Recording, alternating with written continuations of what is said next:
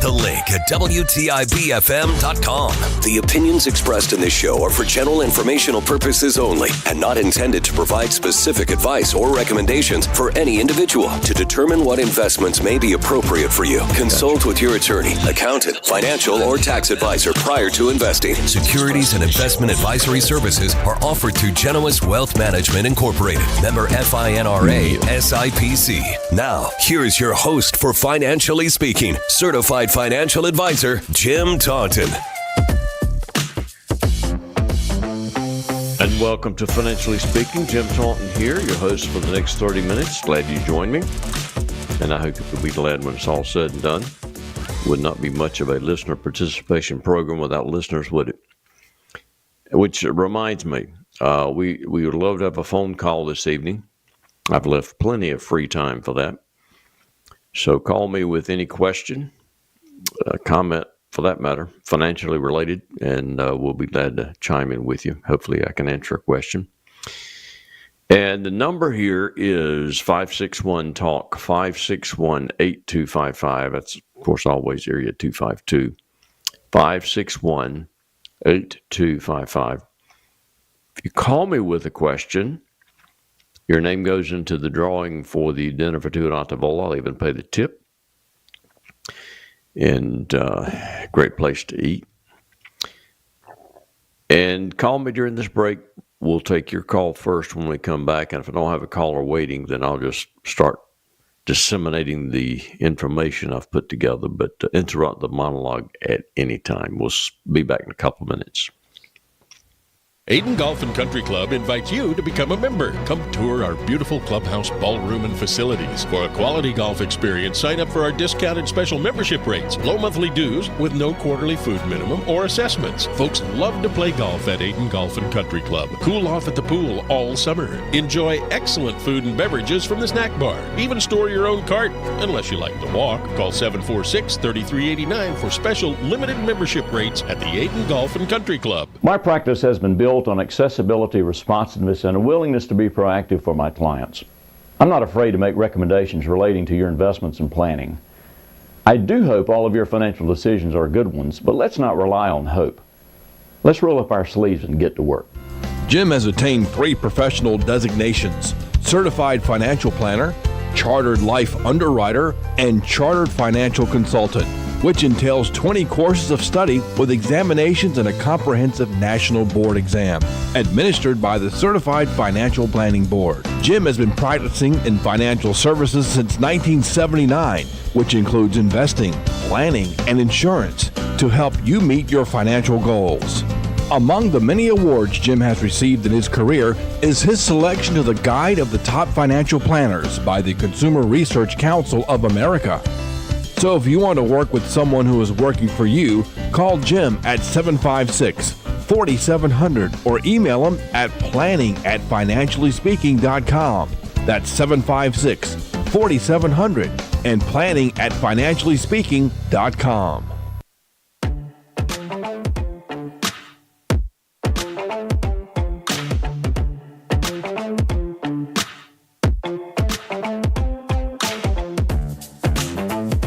Welcome back to Financially Speaking. Jim Taunton here. Appreciate your holding with me through the break. Don't believe we have a caller. Otherwise, the producer would have texted me. So, sad state of affairs, but I'll start with the monologue and hopefully somebody will interrupt me. That would be a wonderful thing. First of all, man, have we had some beautiful fall weather. I don't think we have this much beautiful fall weather in Greenville, North Carolina normally. It seems like it goes from, late summer to winter pretty quickly. But, we had a week like we were in Scotland. It was overcast every day and really dreary days. Can't imagine living there. And then all of a sudden we start having these crystal blue skies every day. It's just marvelous. Do need some rain, but I'm enjoying this. I really am. We've got a good chance of rain coming up starting the weekend, I think, for 3 or 4 days. But in any case, we don't have a football game this weekend, home football game. ECU doesn't have a game at all, actually. We have the weirdest football schedule this year. It's crazy. 3 Thursday games, and then we have an open date where we're going to go 16 days without a football game. It's just nuts, absolutely nuts. And of course, it's TV driven. It's don't blame it on the administration. It's driven by TV. We have to do what ESPN wants. There's a contract with the conference, and we get money because we do what they tell us to do, and we need the money. So there's no need to rag on the administration. It's just crazy how it's panned out. And, you know, our football team, speaking of that, we went out. We can still end up in the conference championship game. We're 4-3 right now, and I believe we could do that. I really do. You know, obviously there's question marks about this team, about any football team, really. But there's one thing that's not a question mark, and that is that Blake Harrell is a good coach. Very impressed with him. I like him for a lot of reasons, not least of which is there's no pretense about him whatsoever. His press conferences are a breath of fresh air. He's just straightforward, no pretense, forthcoming with information. I just love the guy, really do. Had a listener texted me, said we have 4 Thursday night games. That's right. 4 Thursday night games this year. You know what that means, though? That means we've been on national television 4 times. I wonder if there's any other team in the country. Well, of course there has been. Not on Thursday, though. Thursday's the primo spot. You think Saturday would be. But Thursday, there's no other games going on television except that one on ESPN or ESPN2 that is nationally broadcast. So hopefully we're getting a lot of good exposure there with recruits. That would be the real reason for that, the best reason for that. All right, let me start with some information, and we'll wait for somebody to give us a call. Earnings have been stellar, by the way. We've had a lot of earnings come out, and by the way, I ran a replay last week because of the football game. We couldn't produce a program live, so apologize for that. But I had no control whatsoever, so I'm back live today. I'm sitting here. It's Thursday, the 23rd at 6:08. Is it? Yep. So there you go. Now you know I'm live. That means I'm ready for a call. 561-TALK, 561-8255. But earnings have been really, really good.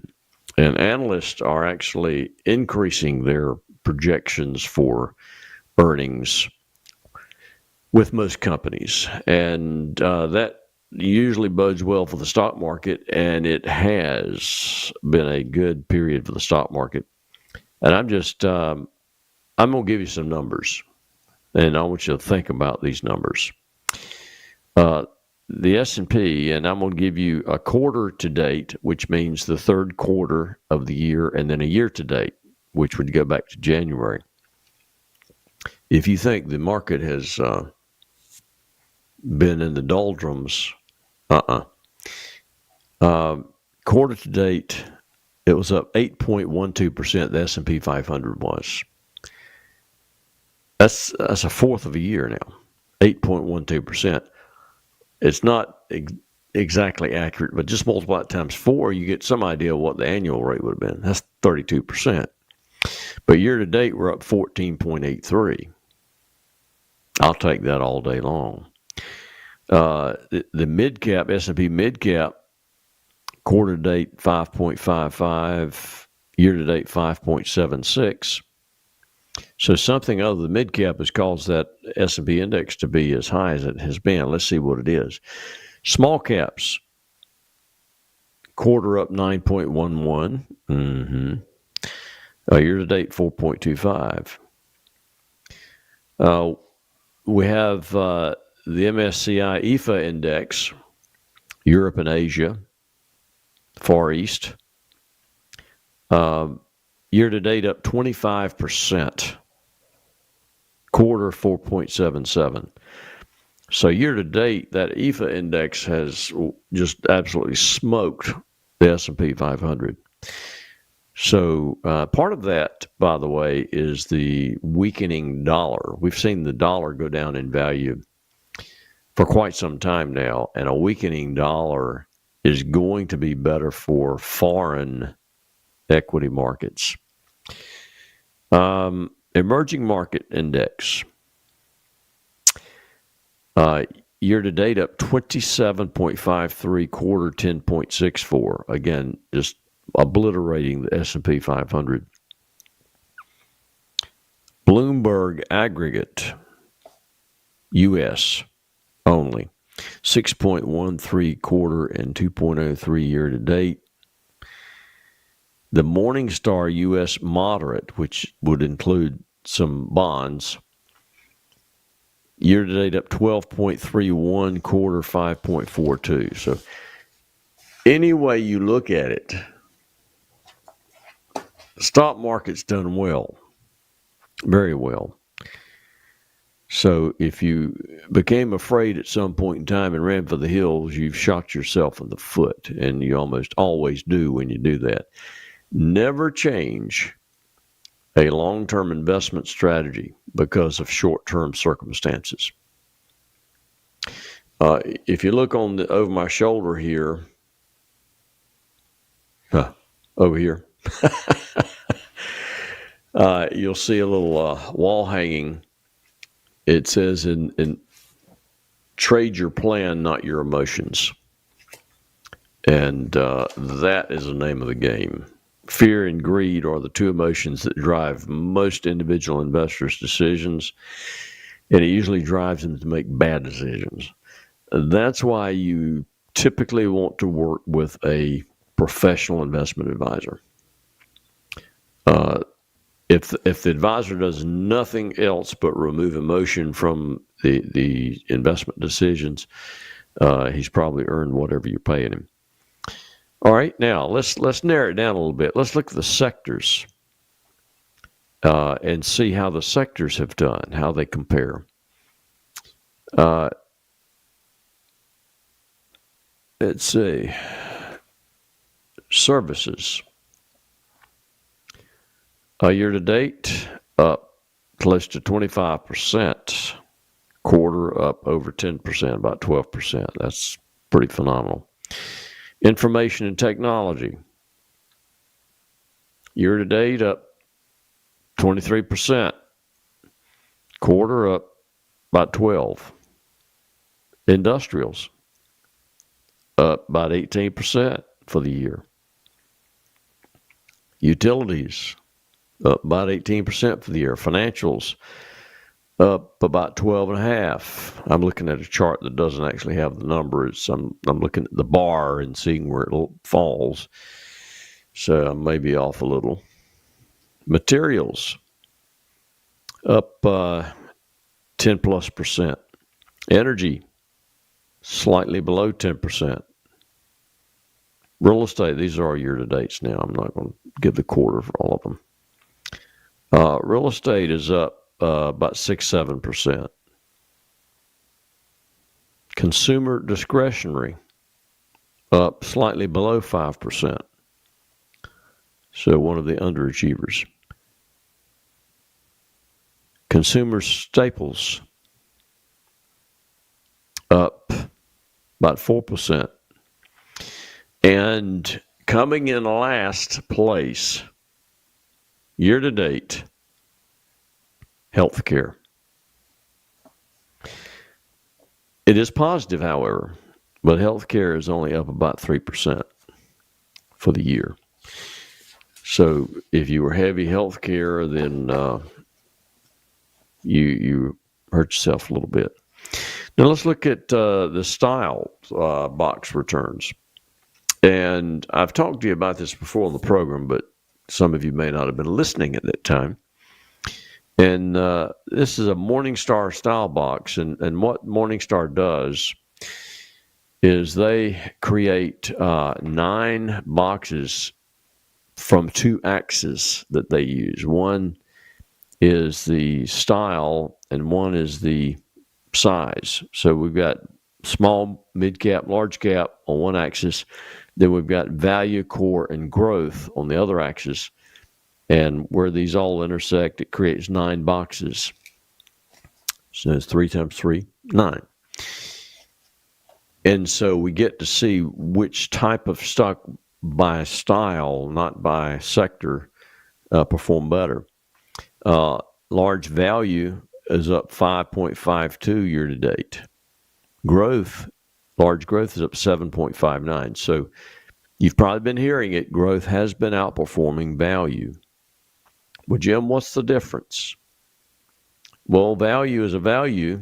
A stock is a value stock because it has gone down in price possibly, which brings the earnings per share down low enough that it's below the average of the stock market.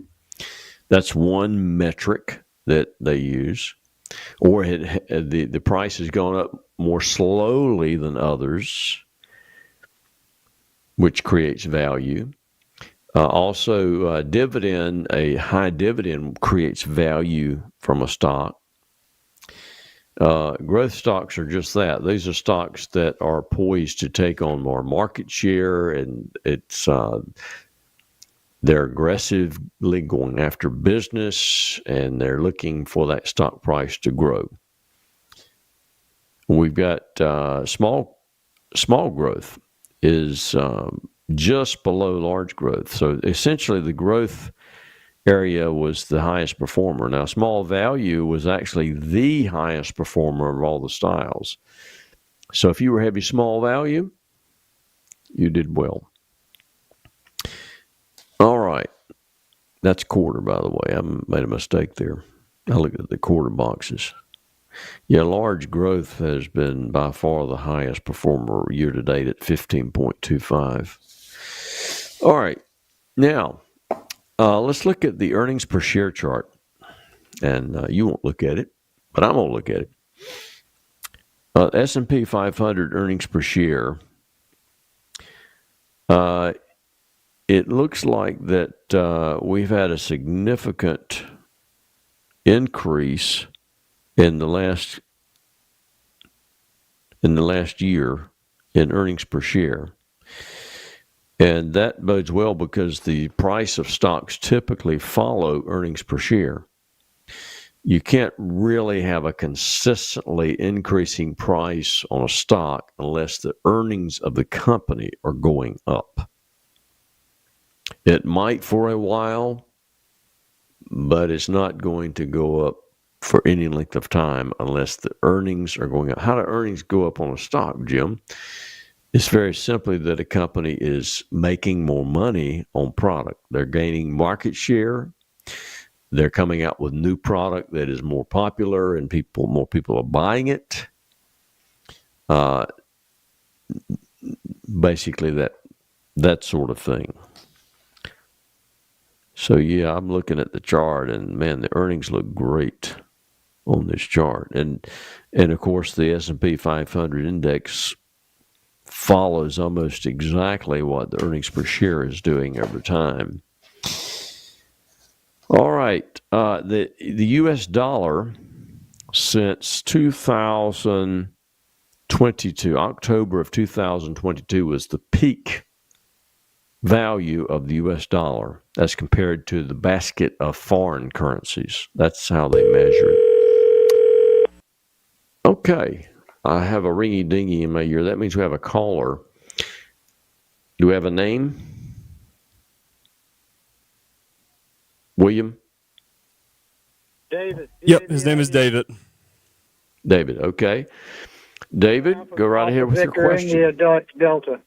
Yeah. I know you've seen the commercials on TV where they keep predicting the price of silver is going to go over $200 an ounce for the last 15 or 20 years. if you had to hazard a guess, what do you think it's going to do? 'Cause silver. It's a great question, and I am not a commodities expert. I certainly follow price of silver, price of gold, and platinum and other things, and it's interesting to look at. Silver in particular is it's a more interesting metal because silver is actually used in industry and in technology, whereas gold is almost purely an aesthetic thing. Mm-hmm. Although it seems to be more valuable per ounce, of course, than silver does. So I could not venture to guess where the price is going, but just like you, I'm hearing it, and most of the experts are predicting that it will continue to go up, and also gold. Gold goes up because of geopolitical upheaval, and we've had certainly a lot of that. People have lost confidence in central banks, and people go to gold when that happens. But I used gold in my portfolios. It's been a long time. It's been 10, 15 years since I actually delved into gold in portfolios. But I got out of it because it just it wasn't consistent, and I'm kind of like Warren Buffett now. Warren Buffett says he prefers to buy companies that actually make product and hire people and have earnings and pay dividends, and something you can sink your teeth into. Right. I'm sorry? They're saying that silver's going to go up now because of AI, and I've worked in electronics, and I know silver is used a lot in electronics. So yes, but so is gold. To an extent, They're yes. two of the best metallic conductors there are. Yes. All right. Yeah. Well, silver probably has more room to run, to tell you the truth, than gold, because gold has gone up precipitously in the last couple of years. oh, God, yes. And also, there's way more silver than there is gold in this world. Yeah. Well, that's therein lies the reason it's not as valuable per ounce as gold, because gold is more rare. Oh, yes, definitely. Where are you calling from, by the way? Perquimans County. Perquimans. Up That's here in the northeast northeast part of the Pitt state. County, is it not? I'm between Is it- Pasquotank and Chowan counties. Gotcha. North side yeah, of the town. You're north and northeast of us. Well, Yeah, I appreciate our your northern- calling. Our northern boundary is the Virginia state line, which I try to avoid at all costs. Yeah, it's a little People too up there don't blue know up how there to for drive. me. Yeah. They don't know how to drive. All right, well, I appreciate your input. Thank you for calling, and your name goes into the drawing for the Dinner for Two at Ottavola, but Ottavola's in Greenville, North Carolina. But if you won, I maybe could work out something with the restaurant locally if you didn't come to Greenville. But I'll tell you what, just give the next person that calls 2 pulls. One of them is his and one of them is mine that I donated. okay. Well, thanks a bunch for the call. I appreciate your listening. All right, thank you. Take care. Bye-bye. Yep, bye. Yeah, good call. Appreciate that. Yeah, put a asterisk beside his name and just maybe in parentheses say can't win or don't win or that kind of thing, so we won't call him on that night since he's not going to come to Greenville for dinner. He'd probably spend more in gas than he'd get for food value. All right, so the peak value in the dollar was October of 2022, and it has pretty consistently come down since then. And the value at that time was like 112, and now it's down to about 97. That's pretty significant. And what this does, you're probably wondering what the value of the dollar affects. Well, when the value of the dollar is down, that means that foreigners can buy more American product more American securities than they could if the value of the dollar was high. It makes everything in America more affordable when the value of the dollar goes down. So there is argument that can be made that we really want the value of the dollar to be lower. But all the politicians, government officials, media people will promote a strong dollar because it sounds better. We want a strong dollar. We don't want a weak dollar. We want a strong dollar. But, I would venture to say that markets and our industry and companies here probably do a little better when the value of the dollar is lower, when it's a weaker dollar. But, we'll see. We'll see. But it's most pundits that I listen to and read and respect are thinking the value of the dollar is going to turn around here shortly, that it's pretty much bottomed. But we'll see about that. All right, where are we on time here? Good heavens. We're almost in the program. All right, I tell you, I was going to give you some more information on the markets, but let me shift gears real quick because there's something I think that's important for a lot of people, especially going toward the end of the year. Required minimum distributions. I've talked about this several times on the program. RMDs. Everybody's getting their notifications from where they have their money that if you have an IRA and you're over, depending on when you were born, if you were born prior to 1960, your RMDs start typically at 73. If you were born in 1960 or after, the RMDs start at age 75. So you may have gotten a notice, you may not. But if you've gotten a notice that you need to start your RMDs, you need to sit down with your guy and get that done because it's a hefty 50% penalty on the money you don't take out that you should have. And the whole purpose of the part of the IRS code that requires required minimum distributions is so they can tax the money. It's just that simple. They don't want IRA money just sitting there until the owner dies. It goes to the children, and the children will have 10 years to take it out, so it defers that tax revenue even longer. They want you to take it out now. They'd love you to take out in a lump sum. They can get all that tax at one time, but that's not smart. But that's the whole purpose of RMDs. But listen, there's so many people I've talked with that they're almost afraid of RMDs. Oh my gosh, I've got to have an RMD. What am I going to do? A required minimum distribution is nothing more than a withdrawal. That's it. You pay tax on it. And guess what? You were going to pay tax on it at some point in time if you take money out of your IRA, or you're going to defer all the taxes until your children take it out after your death. Somebody is going to pay tax on that money. Okay? It's not a big deal to take money out of an IRA and pay tax on it.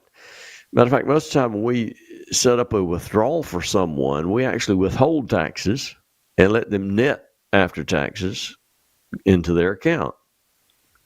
And so they probably paid, if not all of it, certainly most of what the tax would be due on the money.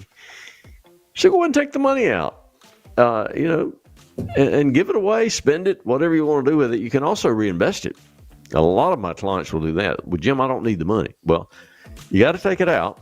So let's do this. Let's have it direct deposited to your checking account. Once it's in your checking account, we will do a electronic withdrawal into your other brokerage account, your non-IRA, your after-tax brokerage account, and just reinvest it. And we can grow the money over there in this other account after it's after-tax money. Simple. Yeah, don't get all bent out of shape about RMDs. There is nothing to worry about.